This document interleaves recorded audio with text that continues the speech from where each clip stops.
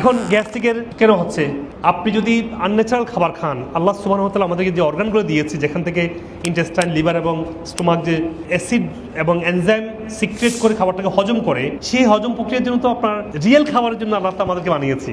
আমরা যে আনরিয়েল খাবার খাই, সে আনরিয়েল খাবারের জন্য তো আনরিয়েল সিস্টেম আল্লাহ তৈরি করে নাই। তার মানে হচ্ছে রং খাবার হজম হবে না, এটাই স্বাভাবিক। আমরা ওভার ইটিং, আমাদের সমস্যা আছে, তারপরে আমাদের লাইফস্টাইল, আমরা সেডেন্টারি লাইফস্টাইল আছে, তারপরে আমাদের নবী সাল্লাল্লাহু আলাইহি সুন্নাহগুলো ছিল, এগুলো আমরা অ্যাপ্লাই করি, গ্যাস্ট্রিক থাকবে না। রাসূলুল্লাহ সাল্লাল্লাহু আলাইহি ওয়াসাল্লাম বলছেন যে তোমরা 40 বার চিবিয়ে খাও। আমরা তো 40 বার চিবিয়ে খাই না, আমরা তসবিহ কিন্তু 100 বার পড়ি, কিন্তু খাবারের ক্ষেত্রে বসলে আমরা যত খেয়ে ফেলতে পারি। রাসূলুল্লাহ বলছেন তোমরা 1/3 খাও, এটা অনেকে পারি না। রাসূলুল্লাহ বলছেন খাওয়ার সময় পানি খাও না, রাসূলুল্লাহ সাল্লাল্লাহু খেতে মানা করছেন খাবারের সাথে। তারপর হচ্ছে খাবার যখন আমরা পানি খাই, ডাইজেস্টিভ এনজাইমগুলো ডাইলিউট হয়ে যায়, তখন এনজাইম ঠিক মতো কাজ করতে পারে না। সারাদিন পানি খাবেন, খাবারের সাথে না। আমরা প্ল্যান্ট বেসড খাবার খাই, অনেক রোগ থেকে আস্তে বেরিয়ে আসতে পারবো।